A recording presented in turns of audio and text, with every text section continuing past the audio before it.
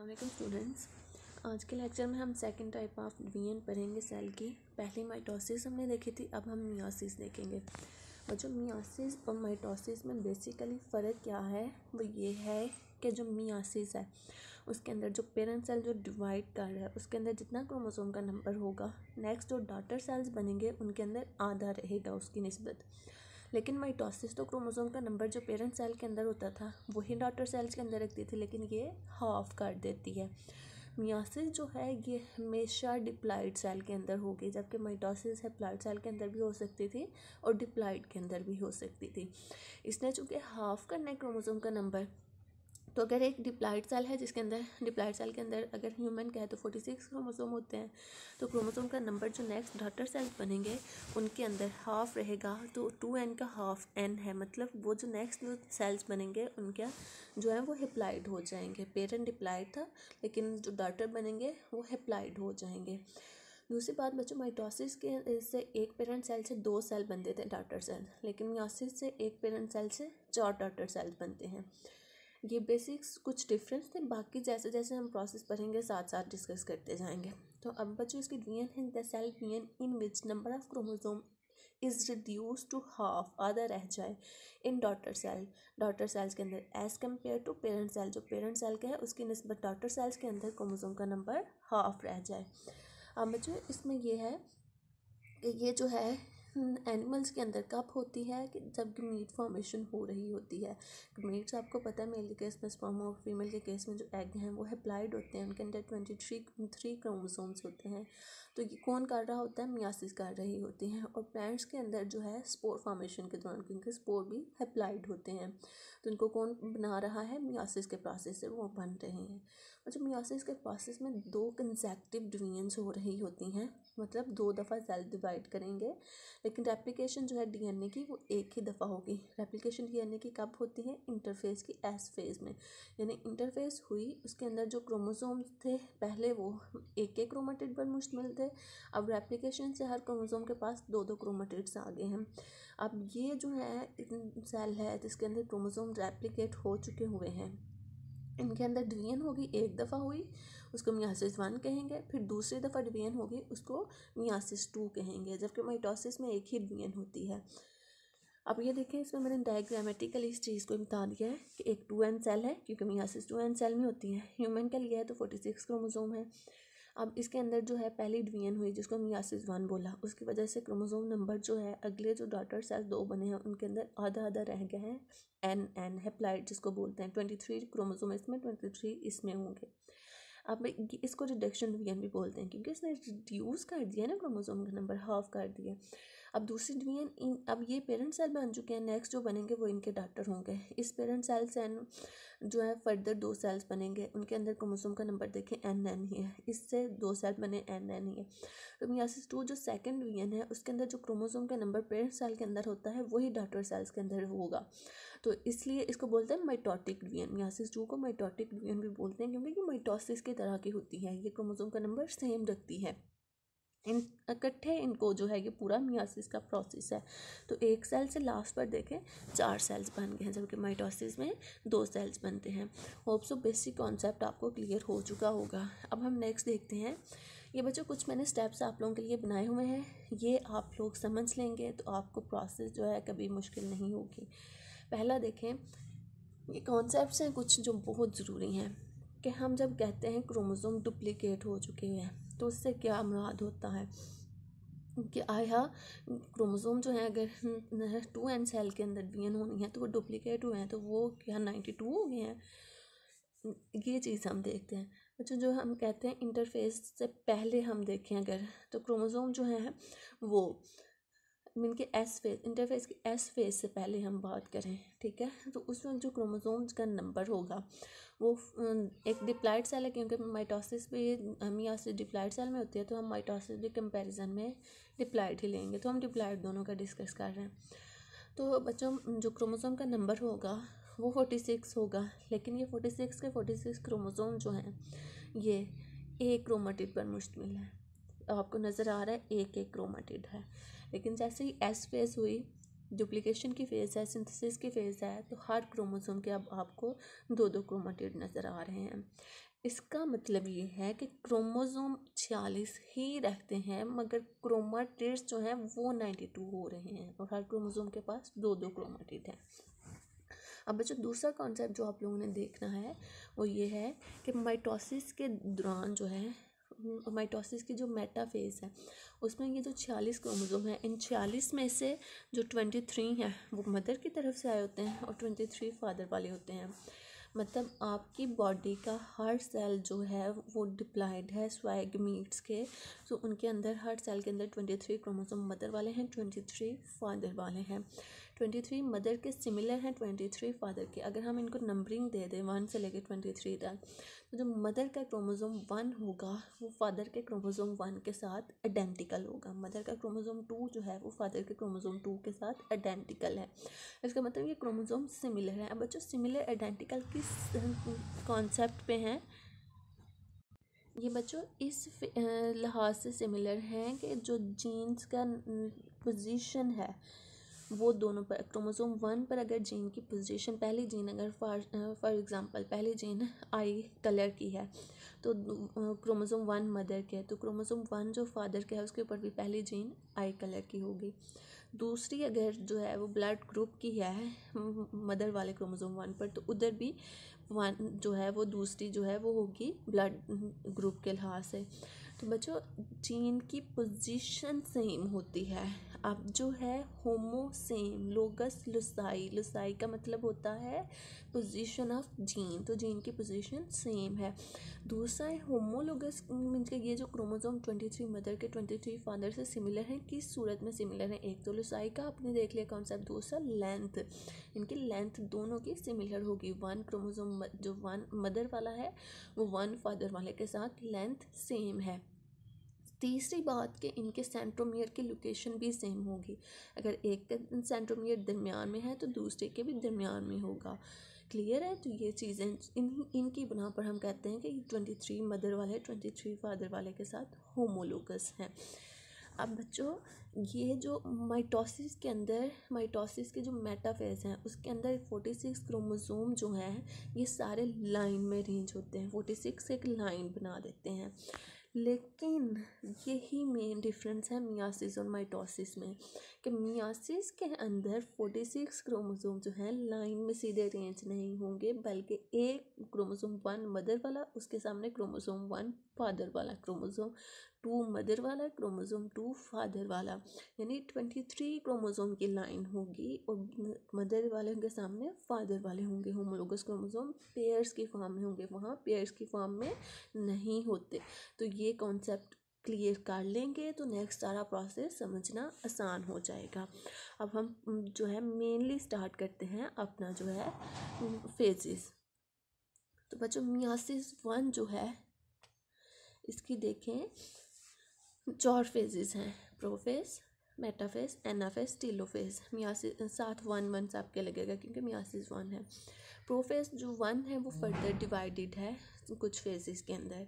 तो प्रोफेज 1 बहुत important phase है, यही जो है सारे के सारे जो मियासिस जेनेटिक रिकम्बिनेशन दे रही है, क्रॉसिंग ओवर, सारा कुछ यहीं पर होगा।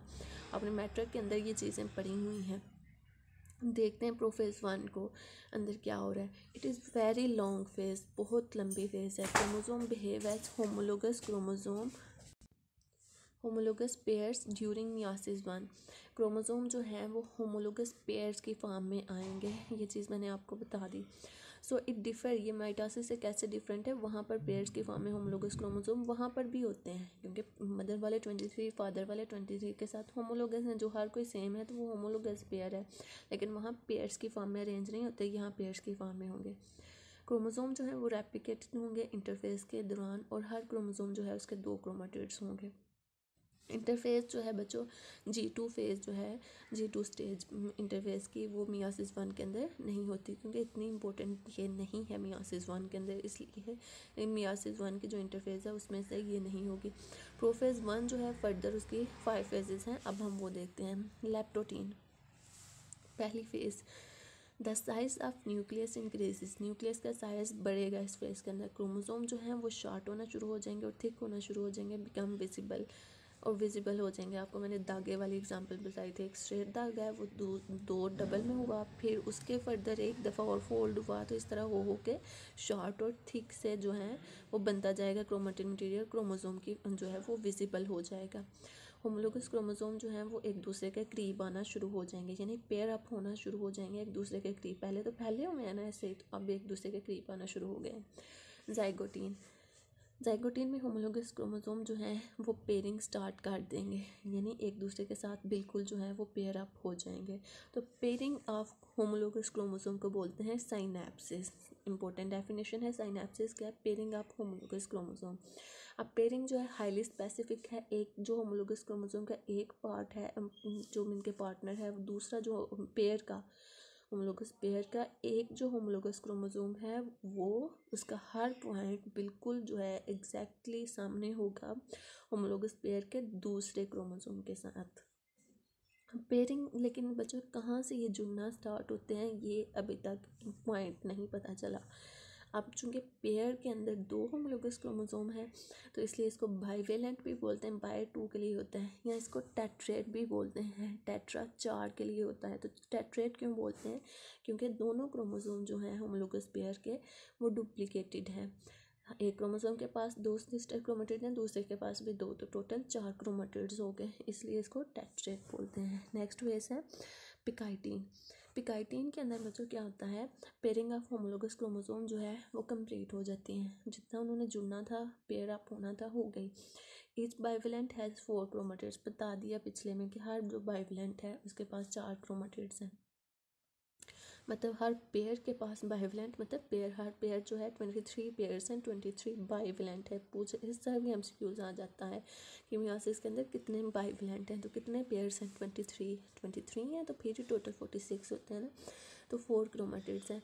These chromatids wrap around each other, एक दूसरे के गिर्द रैप होना शुरू हो जाएंगे। Non sister chromatid of homologous chromosome exchange their segments by chiasmata formation. अब जो ये पॉइंट जो है वो समझने वाला है। एक जो होमोलोगस क्रोमोसोम है, दो मिलके पेयर बनाते हैं ना, एक उसके दोनों जो क्रोमेटिड्स हैं वो एक दूसरे के लिए सिस्टर हैं, लेकिन जो एक होमोलोगस क्रोमोसोम के दूसरे होमोलोगस क्रोमोसोम के साथ आपस में उनके क्रोमेटिड्स नॉन सिस्टर हैं। ठीक है, तो ये जो नॉन सिस्टर क्रोमेटिड हैं होमोलोगस क्रोमोसोम्स के, वो एक दूसरे के साथ अपने पार्ट्स एक्सचेंज करेंगे, कैसे, क्यासमेटा फॉर्मेशन की मदद से। अब क्यासमेटा क्या है, क्यासमेटा क्रॉस लाइक अरेंजमेंट है, जहाँ पर वो एक दूसरे के साथ जुड़े हुए हैं ना, तो वहाँ पर एक क्रॉस लाइक बना हुआ है, कॉन्टैक्ट पॉइंट है जहाँ पर दोनों के नॉन सिस्टर क्रोमेटिड जुड़े हुए हैं, इसको बोलते हैं क्यासमेटा। यहाँ पर जो पार्ट जुड़े हुए हैं, एक का नॉन सिस्टर क्रोमेटिड जो है वो दूसरे के नॉन सिस्टर क्रोमेटिड के साथ अपना पार्ट सेगमेंट एक्सचेंज कर लेगा। इस तरह से जेनेटिक मटेरियल एक होमोलोगस क्रोमोसोम से दूसरे होमोलोगस क्रोमोसोम पर शिफ्ट हो जाएगा और उसका पहले के पास आ जाएगा, इसको बोलते हैं क्रॉसिंग ओवर। तो क्रॉसिंग ओवर क्या है, एक्सचेंज होना सेगमेंट्स का नॉन सिस्टर क्रोमेटिड्स के, और नॉन सिस्टर क्रोमेटिड किसके, होमोलोगस क्रोमोसोम पेयर का। इससे जो है जेनेटिक नए कम्बिनेशंस बनेंगे, और नए कम्बिनेशंस बने तो जेनेटिक जो है वैरायटी आती है।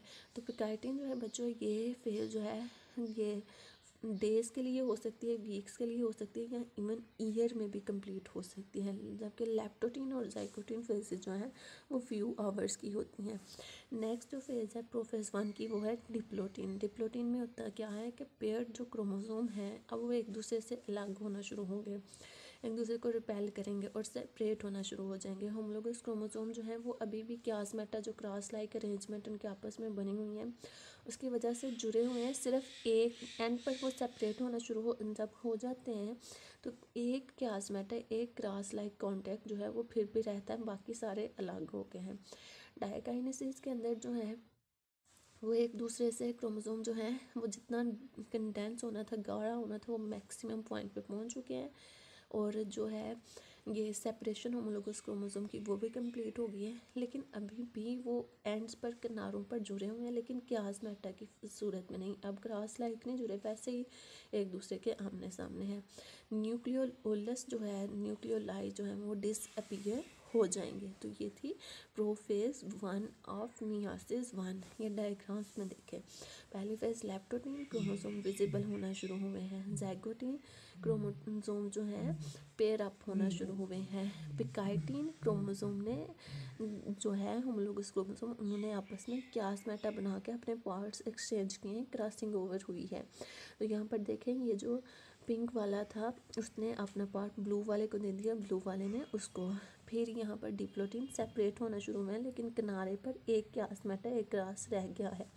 डाइकाइनेसिस सेपरेट हो गए हैं, लेकिन फिर भी अभी एक दूसरे के सामने ही है, लेकिन क्यासमेटा नहीं। अब देखें यहाँ पर जो है जेनेटिक रिकम्बिनेशन हुआ है, इसके अंदर ब्लू वाला उसका पार्ट आ गया, उसके अंदर पिंक वाला आ गया है। तो नेक्स्ट फेज जो है मियोसिस की वो है मेटाफेज।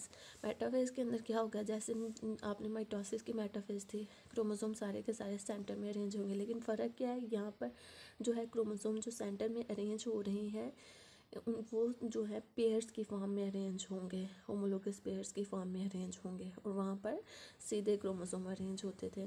और जो है यहाँ पर अरेंज कौन करता है, ये हमने माइटोसिस में पढ़ा था, काइनेटोकोर फाइबर्स, वो काइनेटोकोर के साथ जुड़ के तो उनको अरेंज कर देते हैं सेंटर में। तो मेटाफेज के अंदर इक्वेटर के अंदर एक जो है इक्वेटोरियल प्लेट बनती है, जिसमें 23 क्रोमोसोम पेयर जो हैं, जो कि होमोलोगस पेयर्स होते हैं, वो अरेंज हो जाते हैं। यहाँ पर ये देखें, ये एक पेयर है होमोलोगस क्रोमोसोम का, ये रेड वाले जो है, अगर आप फादर वाले कह लो, ब्लू वाले मदर वाले, तो इस तरह के होमोलोगस क्रोमोसोम पेयर की फॉर्म में सेंटर में अरेंज हो जाते हैं। इक्वेटोरियल प्लेट या मेटाफेज प्लेट बन जाती है, सीधी एक लाइन क्रोमोसोम्स की। और नेक्स्ट जो है एनाफेज 1 है। एनाफेज जो है बच्चों क्या होता है, एनाफेज में क्रोमोसोम सेपरेट होना शुरू होते हैं, स्पिंडल जो है वो एक खींचना शुरू करते हैं। कौन से हमने पढ़ा था, स्पिंडल कौन से कंट्रैक्ट करते हैं, पोलर बी जो है वो भी फैलते हैं, और साथ में जो है ये देखें, द काइनेटोकोर फाइबर जो है वो कंट्रैक्ट करेगा, काइनेटोकोर भी कंट्रैक्ट करेगा, और जो है पोलर जो माइक्रोट्यूब्यूल्स हैं वो भी कंट्रैक्ट करेंगे, अपने अपने पोल की तरफ खींचेंगे, जिसकी वजह से अब यहाँ पर क्या होना है, क्रोमोसोम्स ने सेपरेट होना है। माइटोसिस में क्या चीज़ थी, वहाँ 46 क्रोमोसोम अरेंज थे लाइन में, और जो है वहाँ पर क्रोमेटिड हर एक के आधे एक साइड पर चले जाते थे, आधे दूसरी साइड पर चले जाते थे। यहाँ पर तो पेयर है, तो एक पेयर एक किनारे पे चला जाएगा, दूसरा दूसरे पे। तो 23 जो क्रोमोसोम है वो एक साइड पे चले जाएंगे, एक किनारे पे चल के 23 दूसरे पे। तो एनाफेज 1 ऑफ मियोसिस में क्रोमोसोम सेपरेट होते हैं, क्रोमाटिड्स नहीं, जबकि एनाफेज माइटोसिस पे क्रोमाटिड सेपरेट हो रहे होते हैं। यहाँ पर देखें, ये क्रॉसिंग ओवर हो चुकी हुई है ना, तो इसलिए हर एक के पास जो है वो नए जेनेटिक कम्बिनेशन, ये पूरा ब्लू नहीं है, ये पूरा रेड नहीं है, नए जेनेटिक कम्बिनेशंस आए हुए हैं। तो अब यहाँ पर क्रोमोसोम पूरे का पूरा सेपरेट हो रहा है, क्रोमेटिड अलग नहीं हो रहा। नेक्स्ट बच्चों टीलोफेज है, वहाँ पर क्या होता है, न्यूक्लियर मेम्ब्रेन जो है वो दोबारा से आ जाती है, जो दोनों क्रोमोसोम 23 एक साइड पर गए उनके गिर्द भी न्यूक्लियर मेम्ब्रेन बन जाएगी, दूसरी साइड पर जो 23 गए उनके गिर्द भी न्यूक्लियर मेम्ब्रेन बन जाएगी। न्यूक्लियोलस भी दोबारा से रीपेयर हो जाते हैं। इस तरह से दो एक ही सेल के अंदर दो जो हैं वो न्यूक्लियाई बन जाते हैं, जिनको हम डॉटर न्यूक्लियाई बोलते हैं। और जो हर न्यूक्लियस है उसके पास हाफ नंबर ऑफ क्रोमोसोम है, जो स्टार्टिंग वाला था 46 है ना, अब हर एक के पास 23 हैं, और सेल जो है दरमियान में से डिवाइड करना शुरू कर देता है। ये इस तरह से क्रोमोसोम जो है वो क्रोमेटिन की फॉर्म में आ जाते हैं, और सारा प्रोसेस जो है, जो टीलोफेज आपने माइटोसिस की पढ़ी थी सेम वही है। नेक्स्ट हमने माइटोसिस 2 करनी है, लेकिन वो हम सेकेंड जो है वीडियो के अंदर देखेंगे। अल्लाह हाफिज़।